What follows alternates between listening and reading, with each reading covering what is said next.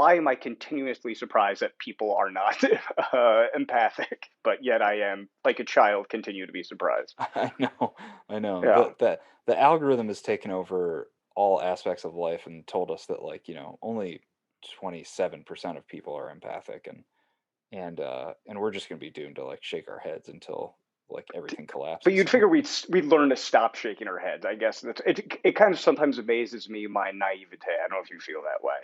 I, About I'm still surprised. all my readings now are about trying to deal with that surprise, trying to deal with Hmm. those little mini cycles and the overall cycles, and kind of manage stress as we transition into our fully, like, middle age. Yeah. what what I find odd and interesting and unsettling at times, but ultimately it's just fascinating, is what was the energy and resiliency of youth, both mental and physical? How did that prevent me from creating better habits, Hmm. specifically mentally? Hmm. And the pandemic exposed a whole host of weaknesses that I had, of, like, frustrations that would come up. I felt like I was in junior high dealing with emotions, and I'm like, Hmm. this can't go away, and it is out of control inside of me. I I Like thought I your was so much peak better at this. puberty. Yeah. You're like Yeah, like where you're just emotional distress. 2 3 hours where you're just despondent and lost in whatever, Uh, emotion you're feeling, and yeah. you can't for the life of you see the light at the end of the tunnel of this emotion. um, and would just take over because we were all trapped. We were all stuck, and Yeah. all this momentum, all these things that we had done, had ground to a halt or disappeared. All these opportunities had vanished, gone up in smoke, and the things that I would usually, all the things that I would turn to in the past, um, were all gone. And I experienced a mini version of that going from Chicago to LA. I don't know if you did too. In the sense of like the things that I had found comfort in suddenly kind of were pulled out from under me. Yeah, the ways that you would kind of mitigate certain feelings, through material comforts, or just, the places that you would go. I don't know.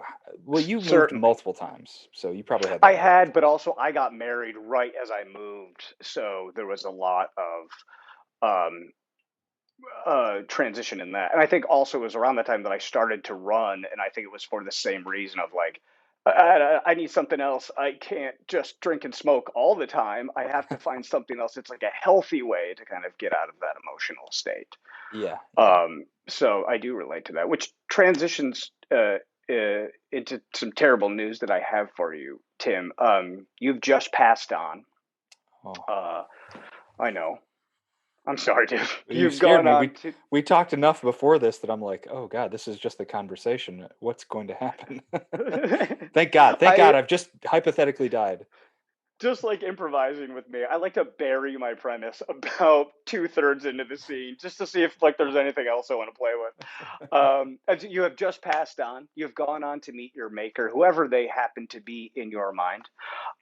They offer you the chance to answer one question about your life specifically, Tim, or about life in general.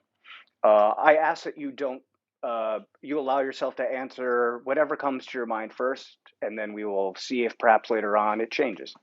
Okay, good. Because I agonized over this, and then I was like, I'll just go to the one that I keep coming back to, which Yeah, yeah. is, what's the next level of consciousness for us? What's the next step here?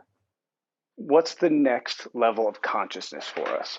So I love this. So this does this baked into this is the idea that um, when you've died, your consciousness continues to exist. Is that what you're saying?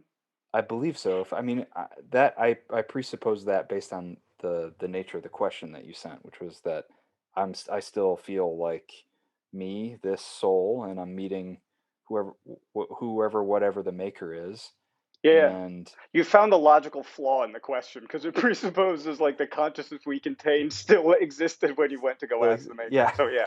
Oh god damn it. Oh, I No, knew he no. was going to be the one who did this to me. No, I'm I think kidding. it's great. I think it opens way more doors and dimensions. But I think I'm obviously hoping for a long life, but I also think that I've lived enough to know that there is a certain uh, dead end that we Hmm. come up against when we try to answer any of these metaphysical questions, Yeah. and that is also the paradoxically the answer to all those questions, you know? Hmm. Like, I'm a big Camus fan. The myth of Sisyphus has always loomed pretty large in my life since I read about it.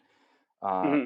so that would be my question would be like, well, okay, I think I understand that. I mean, if my maker wants to explain like, no, actually you were wrong. You missed a ton of secrets. I'm like, yeah, okay, go for it. Yeah. Yeah. But I think it's in the trees and the routine and the beautiful things that we Hmm. take for granted and trying to deal with the good and the bad. Um, so I'd want to know. I don't know. Maybe there's more ego in this question than there was in trying to avoid it in asking what's next. Or in No. asking like how to go from that cycle. That feels like a cycle that we're in. Samsara or however you want to define it. The cycle of well, the Sisyphean, I've always had trouble pronouncing that. That cycle you're speaking of, is that the one where you're continuing to progress forward to no end, where you must then return to the beginning and start over? Is that the cycle? When you say we're stuck in a cycle, can you just be a little bit more specific in that? Yeah, so well, Camus thought that man, humankind, men, women, all creatures are kind of doomed to continually push the boulder up the hill, never Yeah. reaching the top, having it fall back, and Hmm. taking pride or finding hope in the fact that your path is clear when the boulder falls back down. You simply start to push it back up, and that's Hmm. one of mankind's objectives.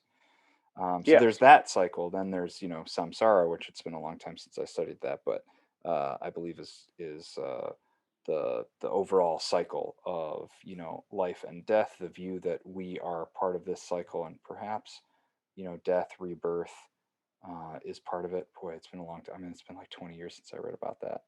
Um, I'm not even going to speak on it because my level of remembrance is so poor that to say anything were to just come across as pure ignorance. So instead, I'm going to just nod and look at you. But hopefully, that will just come across as well. He was at least honest about that. What would this different level of consciousness even appear like? Let's try a little thought experiment. When you're saying like, yeah, what is the next level? Does it mean those cycles we no longer engage in Sisyphean kind of pursuits, or we no longer have to learn the lesson because we have learned the lesson that it will be a forever push the like we are born with that, much like we are born with other our ability to see here, like that is just a presupposition of whatever construct our conscious how our consciousness is constructed at that point. Is that what you're speaking of? yeah. I think so much of our daily life is spent dealing with like the mundane. There are a Hmm. lot of specifics that we have to attend to, and we can find beauty in the accomplishing them in satisfying ways, or meeting the frustration, meeting the impatience, and bringing ourselves back to a more centered, calm place. But ultimately, we still have to attend to all those details. They take up time, Yeah. energy. They're inescapable. Yes, the things of the body you're speaking of, like I gotta go buy batteries, I gotta do laundry, I have all of the never ending frustrations of just life, whatever country, whatever level of first world, second world, third world you live in, you have to attend to. Is that what you're speaking about? Yeah, absolutely. Yeah. And there's an entire universe out there, and our brains can't really process what they are. So part of the question is like, will that part of our consciousness, will that be enlightened? Will it grow so that we have greater context to understand whatever's in front of us, or to just like understand what the universe is, what our place in it is? Will that help us view some truth more clearly and ultimately bring us peace, I suppose?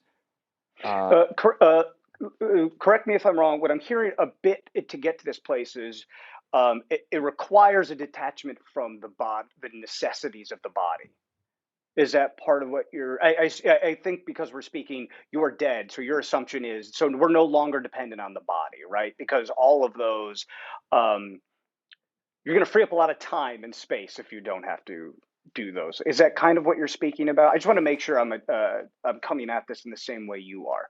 Yeah, yeah, I think that's right. Like we're there, we're some soul, we're some entity, right? But Hmm. we're Yeah. still we're now a new version of ourselves, Hmm. still ourselves, and I guess what what happens next? Is it uh is it like that moment in Contact, where Jodie Hmm. Foster goes through the thing and they think it's unsuccessful, but it's actually successful, and she zooms on this little tube through the universe, and Yeah. then she sees her father standing on that beach. Major spoilers.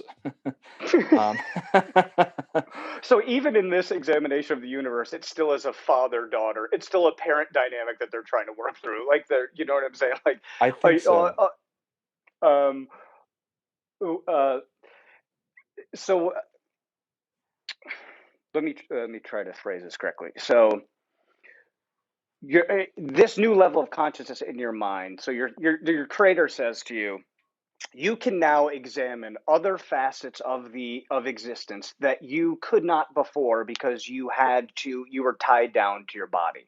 So you're no longer beholden to the five senses. So now you can take in data in a new way. Would that be satisfying to you?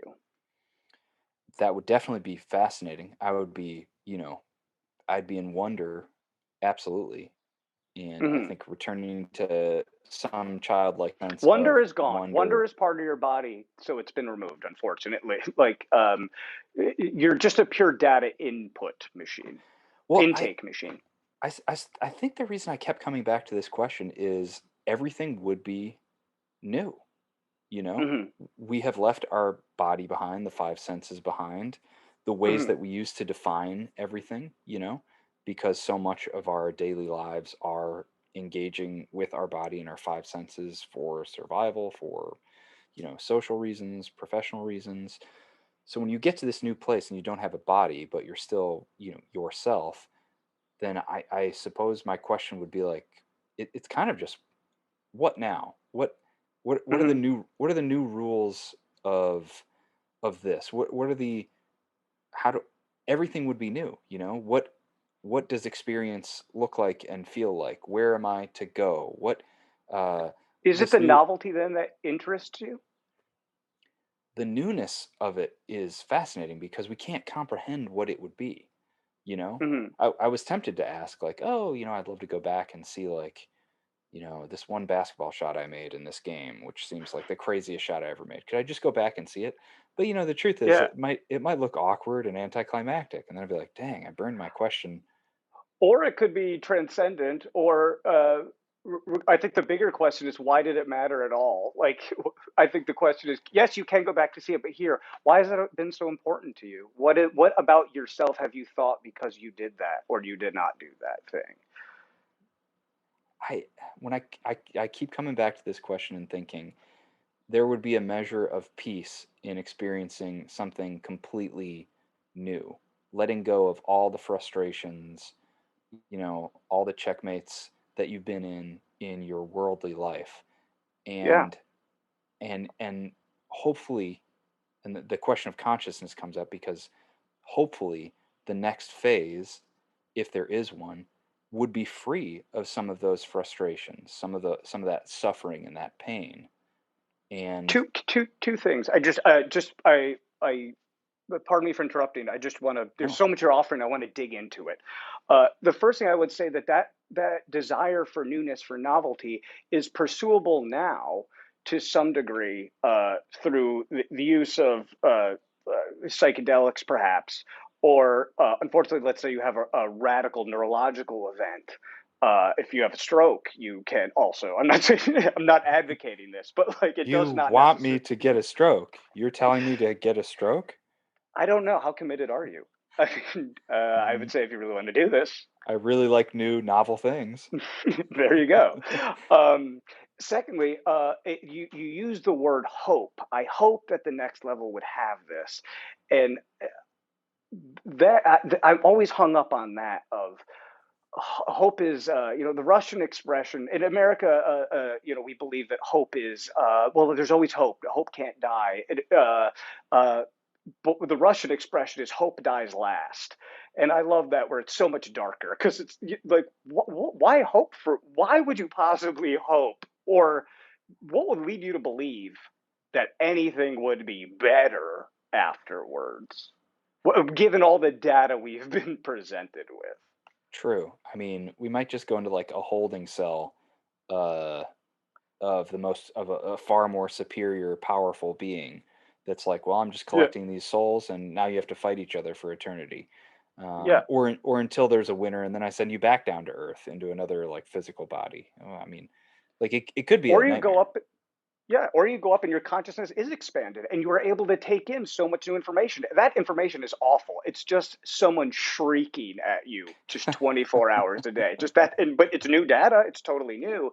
But I guess my assumption would be this is the hell I know. So please don't send me to the new hell because that's going to be, oh boy, yes, it's new and different, but man, I just got used to this shithole.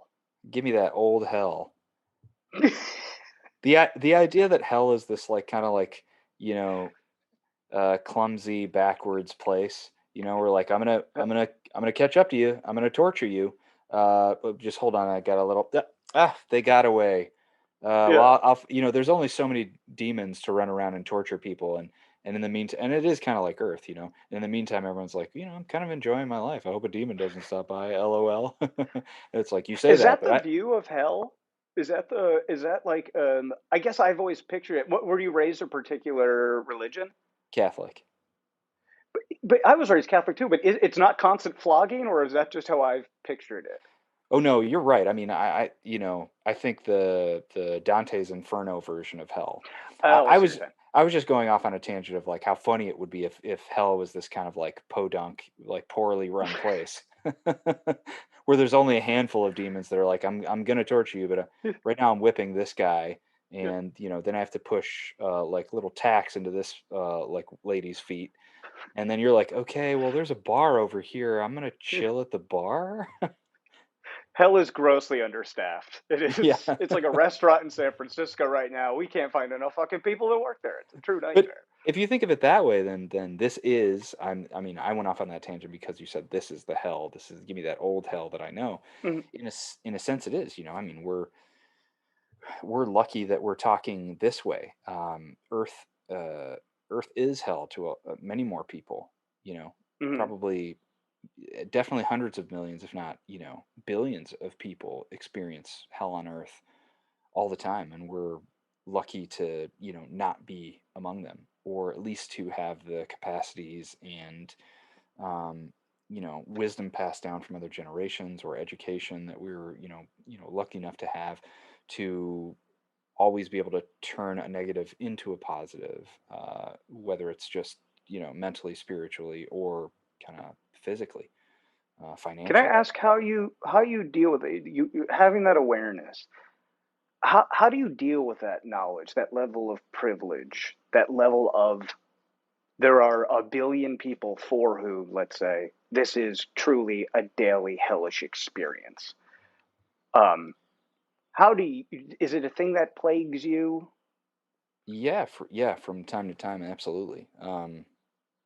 I think early on, I mean, the further out into my life I go, which is still linear, but as I kind of learn more and more, I think that uh,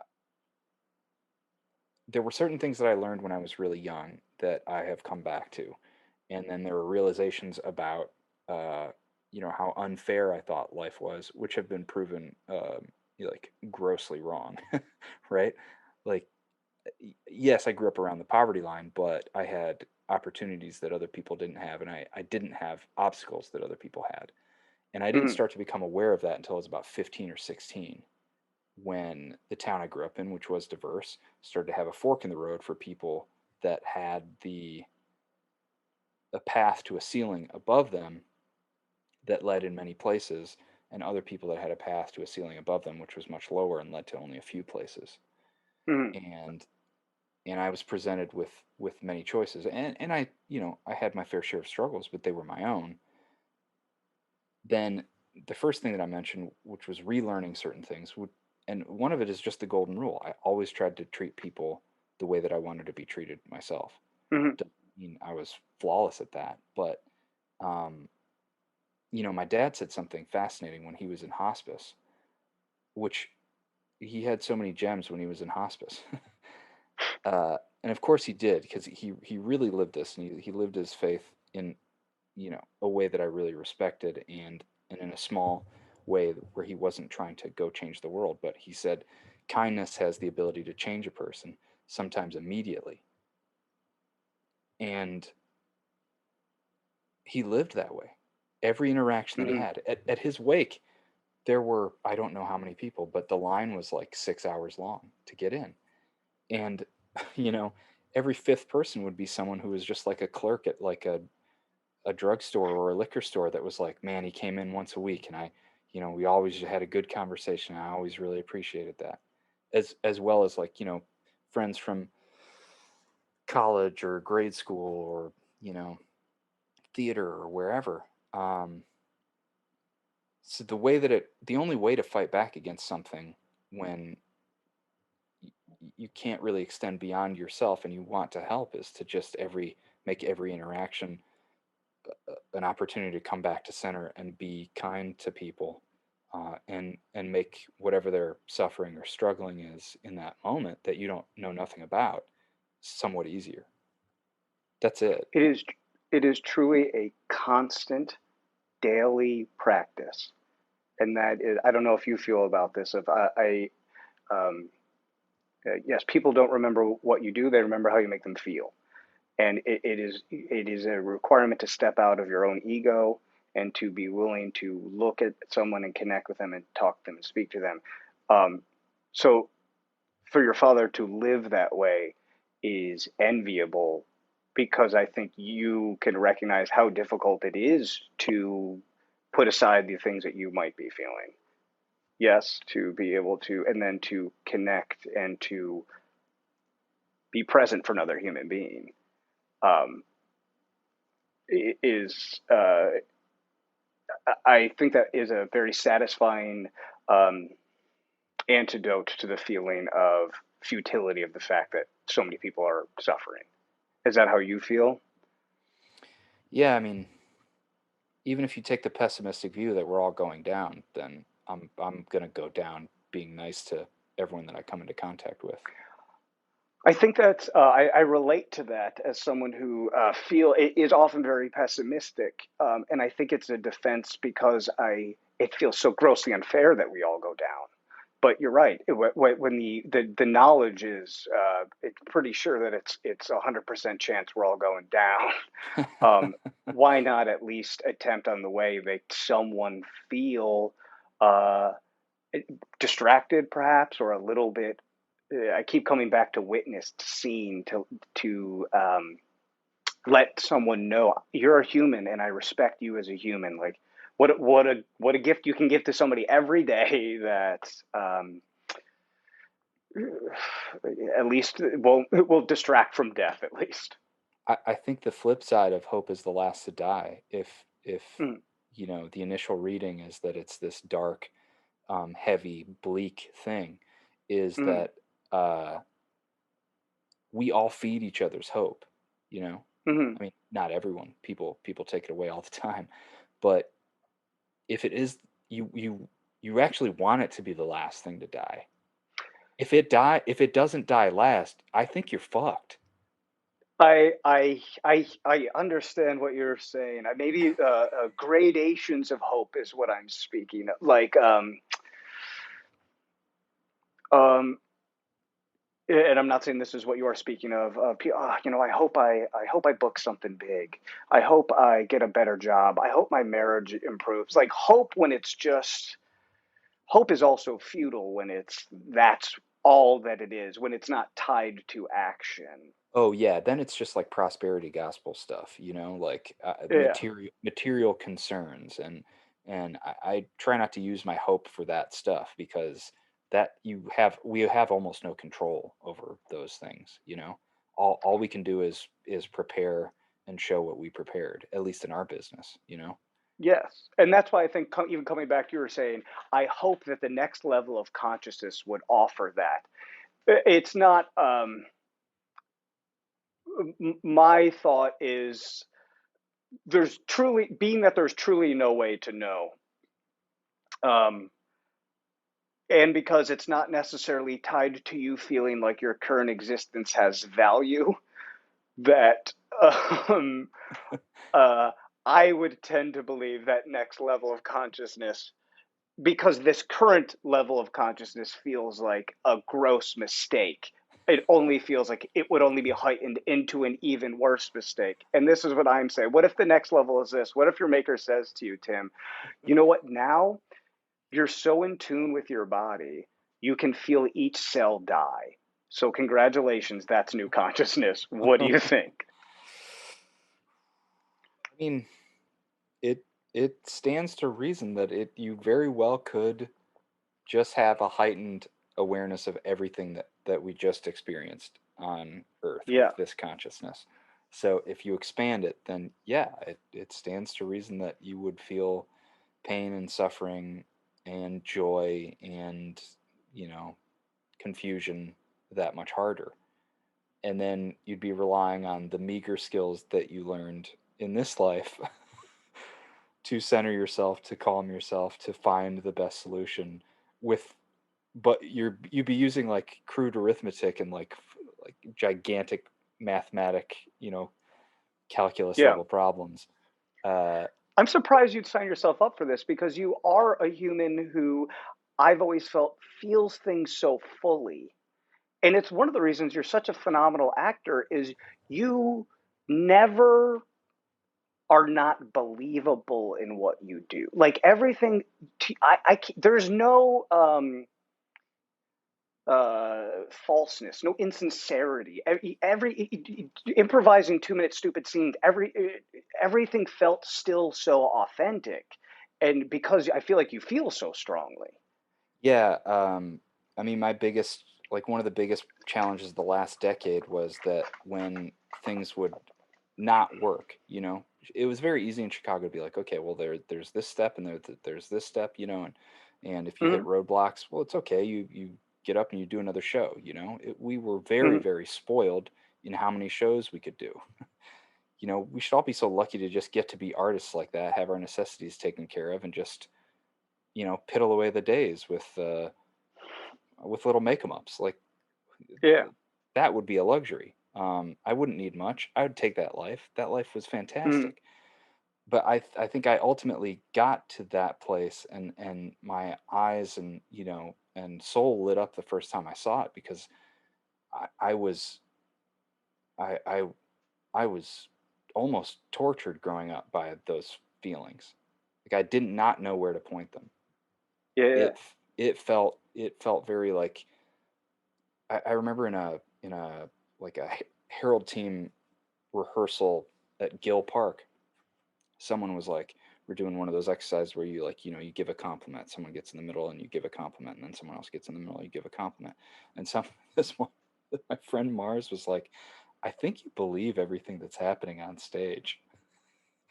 And I was like, well, it's just the easiest way for me to deal with it. Not just the work that we're doing, but also Yeah. everything that's come before getting to this point was just all raw, just so raw. And that came from, you know, growing up in two cultures, recognizing that so many cultural traditions in both cultures are completely arbitrary, and yet people assign so much meaning to them.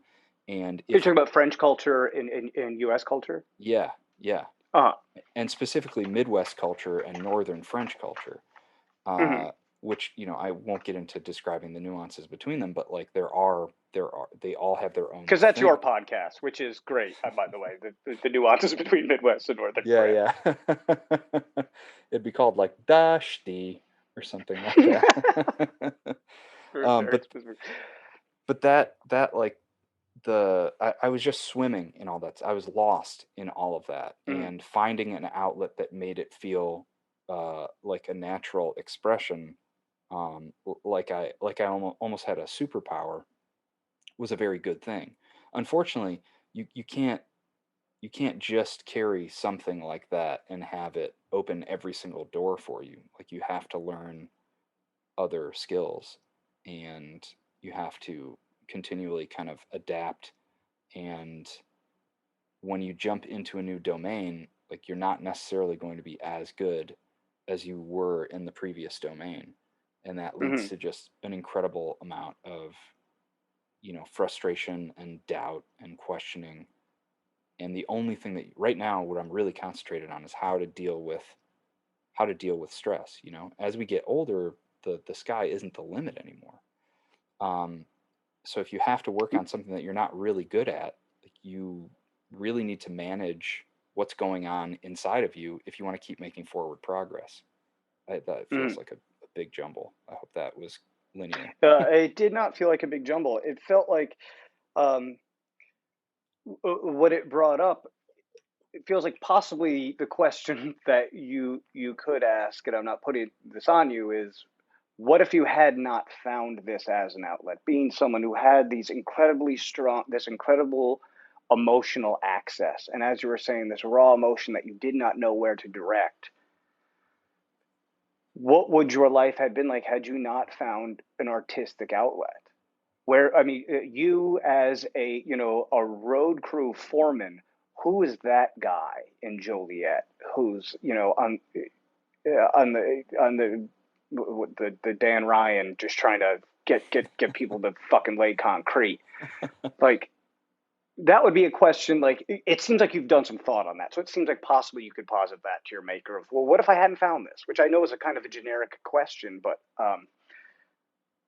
I'd be fascinated to know where do you think, what other avenues do you think could have provided a space for you to kind of work through these feelings and also capitalize on this talent that you have.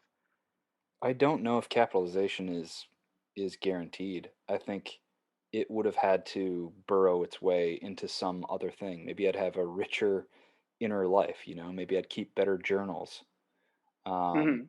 maybe I would have, you know, taken up some kind of musical instrument, something that allowed me to kind of just open the valve and let the feeling out. I'm not. I don't really know. In part because, and again, I credit my dad. My dad was like, "You will not come back to this town. You're not coming back to work here. Mm-hmm. Uh, that's what I did, and I won't let you do it." So So, which sounds remarkably harsh in some way and remarkably beautiful in another. yeah, it was not something I understood as a gift for a while because I genuinely love my hometown. Yeah. Um, yeah, I don't know. And I'm a huge homebody, so it took most of the strength of my early years was just trying to go against my own instinct, which was to just go home, be safe, be risk Mm-hmm. averse, And that was the kind of the beauty of improv is that it's always kind of putting you in harm's way, and taking you out of your head. You know what I just read? I just finished this morning. You ever read this? No, I have not. Oh man, The Inner Game of Tennis. I loved it. Um, and I it it talks about a lot of things. The main thing is like self one is the ego, self two is the kind of natural computer inside your mind and your body, that picks things up the way that a child picks things up, and that does not judge success or failure because both are ego decisions that Mm-hmm. ultimately inhibit forward progress. And I noticed that one of the things that improv did was just like take you out of your head. If you do it enough, you're just kind of in reaction mode. And Mm-hmm. that reaction mode coupled with being able to like open the emotional valve and just feel things and react was powerful alchemy for me in my youth. But it is very hard when you go from having that a lot to not having that, to know where to find the hobbies or the presence of mind to turn off that part of your brain and be non-judgmental. It's Hmm. really difficult because it almost feels like that the repetitions that I would get, that was organic, but doing it for myself, not for the craft, not for whatever future I'd envisioned or I was like slowly plodding along at. It almost felt like doing it for myself was inorganic. Like that was selfish. Doing what specifically for yourself? The practice of. Quieting the mind, being non-judgmental, like it Mhm. didn't serve the purpose which has always been survival in order to not end up back in my hometown, which was the mandate that my father gave me. Mhm. So, well, I mean that's just where I happen to be when this conversation is taking place. I want to, I really want to understand specifically what you're saying there. So you're saying the act of being non-judgmental, as we learned in improvisation, to be non-judgmental and react, you did not see how that would have value, or you were only doing it for the art of improv and not for your life specifically. The latter, but I didn't know that, you know? Uh, I felt like, I treat people with kindness. I'd never really focused on what is non-judgmental practice toward myself in order to learn things because we live in a capitalist democracy, or at least a capitalist something, and mhm. survival is always in question. Um, and because of that, I think that I, without thinking, practiced all those things in the improv world with some professional sight in the horizon, Mhm. some target. I didn't really know what it was. There were other people that definitely knew far better and were more precise about that. But I used it for that, and then that took energy, and so I would rest when I wasn't using it for something specific and artistic. You didn't offer that kindness to yourself, almost. I I was Calling it not in kindness touch because with you're it. saying non-judgmental. Yeah, I was not in touch with it in that way. Mhm. Uh, and it felt like A, extra energy, so maybe I was being lazy. And B, like, well, if it doesn't apply to this thing and my survival depends on that thing, then I'm only going to focus on something that is used to help me with that thing geared toward my survival. It sounds like, and if I can just reframe briefly, it sounds like you were focused more on the external as opposed to the internal. Is that? Uh, Yeah, I because everything has always been so internal that it Mhm. was a struggle for me to focus on the external. It was a struggle for me to accept that the external goals were part of my life. I Mhm. didn't feel like I had that kind of ambition relative to my peers. I just had. Really, that this I find this surprising. Having known you, because knowing you, I felt like it was always a drive within you to succeed. I definitely always wanted to challenge myself. I wanted to get better, and I Mm. used, improv is very cooperative, and so that really uh, helped. Like you can kind of Mhm. get out of your head and just naturally get better by reacting to what other people say, honoring their choices. Like trying to support them, Yeah. which feels good and selfless. But then when it came to you know my own ambitions, I think admitting that I wanted to go someplace with this was really, really difficult because I still was uncomfortable Mhm. with the fact that I'd basically gotten kicked out of my hometown by my dad. And Uh, I'm saying all that kind of pejoratively. That yeah. wasn't what the conversation we had was, but it it yeah, I the ambitions I had I felt were small and Chicago based, and beyond that, I think I've had to spend a lot of time being okay with dreaming about something else, you know?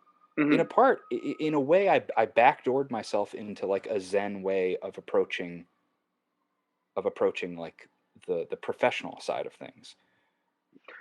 But and with it, success has come.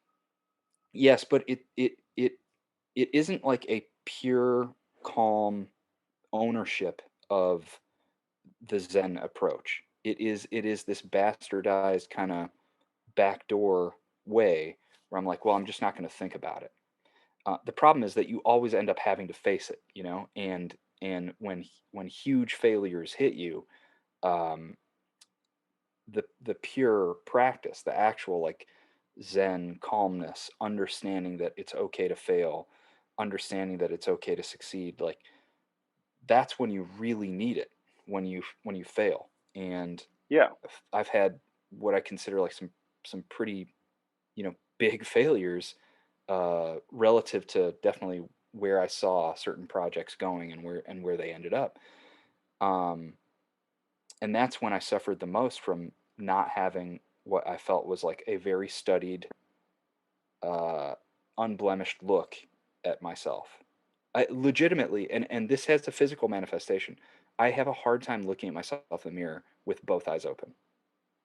Hmm. I I have can to relate like, to that. Yeah, yeah. yeah, yes, it's a body Okay. dysmorphia I thing, and it. I don't. Yes. It's no, you're not the only one. Yeah, And I've always found it weird. It's even as I've gotten older. I'm like, I'm trying to like. Um, it's like I'm not actually looking. Even my eyes are open. I'm not like I'm soft focusing. I don't know what it is because it's like I guess all I should say is I hear you. I feel similarly. I'm not here to examine necessarily or to figure out. soft Yeah. focus is a great expression for it. It absolutely is that. The hard Yeah. focus is always like it makes me deeply uncomfortable. I think because I mean, the roots of it are probably that I was such a homebody and having to leave, and so much of my adult life has been like, I'm an introvert. Okay, force yourself out of this, you know. Hmm. And some things that have helped have just been like, you know, obviously trying to treat people the way that I want to be treated, love of the craft, and then uh, hiding away from ambition. Um, in order to kind of, Almost because if you acknowledge it, it's looking at yourself with both eyes wide open and hard focused. Like this is what I want and who I am. And yeah, yes, uh, definitely. And I don't find, I mean, one of the reasons that I've always treasured our conversations is because mm, you you are one of the best listeners I've ever met. I appreciate that. Deep listening that most people are just not capable of. uh, and it's almost like it's a very, I'm sure many other people, many of your other friends have felt this too, but there is an intoxicating quality to like coming out of a conversation with you where you're like, boy, I think someone really heard me. Uh, I very much appreciate that. I think it's I find the world frightening, and sometimes I listen in the hope of like, will you tell me what you do so it's okay? Do you know what I mean? Like, so it's Yeah, probably a purely selfish, like, they're gonna give the answer to why, to how I can be happy. I gotta just fucking pay attention, buddy. Um, I will say that makes me feel very nice and kind. I know that's not your intention, but also I do appreciate that. no, okay. Um, God's honest truth. That's as someone who grew up never, you know, aside from my sister, and my sister and I are very different people. Um, I love her, but there really aren't any other people that have this mix of where we're from, geographically and economically, and the other place geographically and economically. yeah. Everyone else who has those two components, I think we talked about this before, are like, you know, the French people that are over here are usually pretty wealthy. The American people that are over there are either like, you know, just straight up tourists or also pretty wealthy. And we were Hmm. neither going in. And Yeah. so in both places, people would just meet us and just kind of be like, well, it's not interesting enough for me to get to the bottom of it, but I don't understand it. Goodbye. All I know is this is not what I expected, and but not digging. Yeah. Yeah, So you don't. You're no land, no man's land. Kind. Of, you're a part of no group. yes, definitely a part Mm. of no group. And so anyone who I think um, practices kind of like deep and active listening that you do makes people feel seen and heard in ways that is, you know, really very rare. It's I very will rare. also say I know it terrifies some people because I'll talk to some people and I Oh feel yeah. like they're like, I do not like how you're looking at me. I do not like how you're responding to me. And I have to remember it's kind of not rude, but at respect at their level of comfort that if they are not wanting to be witnessed, you doing this is. I also kind of think it's fun to watch someone who like doesn't like it. But this is just my own like sick, not sick thing, but like, oh, I like now I can see that you do want to talk and you do want. I should have been a therapist. I shouldn't. I don't know what the hell I was doing being a all the other crap I do. Tim, I have very good news for you. You're not dead. Oh, thank God. Oh God, you're totally fine. The Um, hell I know. I took you back. See, what a fucking gift. Do you have any final questions for me? I mean, going off of what, we just kind of talked about, um, Mhm. and I know that you said, and I think there's a component of it that's kind of joking, where you think that someone will give you an answer when you're listening in that way. But have you ever slipped out? I feel in a certain way that I'm definitely building back and trying to build back stronger after the passing of my dad. So there are certain skills that I used to pride myself on that I'm like, wow, I'm really rusty at that, or I really let that drop. Um, being such a good listener, being so present. Have you ever slipped away from that? And if so, what were the what were the things that helped you get back to a place of strength with that skill? I have often daily. If you talk to Julie, she'd be like, "Well, he doesn't pay attention to me at all. I don't think he's listening to this. It's a pay fucking a word of attention." I mean, that's part of habit of like I've heard this before. Um, Usually, I find when I'm not listening, it's because I am feeling self conscious about something about myself. Does that make sense? Of Yes. something is activating me. That like, and I'm being defensive. So rather than listening, I'm like feeling like, oh, we're getting to the bottom of something, so it's the acknowledgement of that, of those, of yeah, of those things that I feel bad about myself for, or that I feel awkward or uncomfortable about who I am as a person, and trying to be better about that. But at the same time, listening is the best defense because I don't have to talk about me. So I think I learned pretty quickly that like if I listen, I don't ever have to reveal a fucking thing. I can just maintain my own anonymity because I was so uncomfortable about speaking about anything about myself and so ashamed of who I was. And so it's kind of a double-edged sword of like when I listen, I'm not in touch necessarily with who I am. But when I know I'm not listening, there are definitely times it's because um, I'm blocked, and usually it's just like an internal feeling that I have to go back and do some work of like you really got activated there. What is that about? Why do you think that is? It's okay, don't judge yourself, but like, what do you think it is about you? That's Oh, okay, you're envious, and that's why you're kind of acting that way. Oh, it's going to make you talk about this thing about you that you're ashamed of. Oh, okay, and that's so. Does that kind of make sense? Yeah, it definitely does. Self-consciousness is definitely, it takes you out of the present moment, the here and now, and Yeah, then your brain just starts to run wild, and then your receptors are yeah, open to any flaw that you think you have. So it's like a gateway drug to criticizing yourself even more. Uh, and I mean, I definitely and it's have that. Try, impossible to be present. It's impossible when you're like, I feel like, yeah, my hair is weird, or whatever it is, the thing that bothers you about yourself. Oh, they're judging me because of how I look, where I live, with my car, whatever. And like in a town like this, it feels like there's lots of things that oh, because it is town based so much on your appearance or how you live. Um, Even when I'm aware of that, I find myself getting in those situations where I'm like, I'm a 43-year-old man, and I'm concerned how someone what someone thinks about where I live. What do you have to prove at this point? Or you know what I'm saying? I also find yeah. disappointment in myself that I give into that. Well, then I mean, that's just those are just the kind of like the steps built into your ego, like a groove. You really should Hmm. read this book. You know, the other one that I read is The Wisdom of Insecurity by Alan Watts, um, which Will was you please why, text me these? I know I've heard yes, of yes, the tennis one I know I've heard of, but please text me and I would love to you're read a them. tennis player, aren't you? No, I used to play some tennis, but I love Infinite Jest and it's about tennis. So does that count? Is that what you meant by that? Yes, that's what I meant. Oh, nice. Yeah. Well, I was trying to get Infinite Jest fans to trick them into saying they're Infinite Jest fans.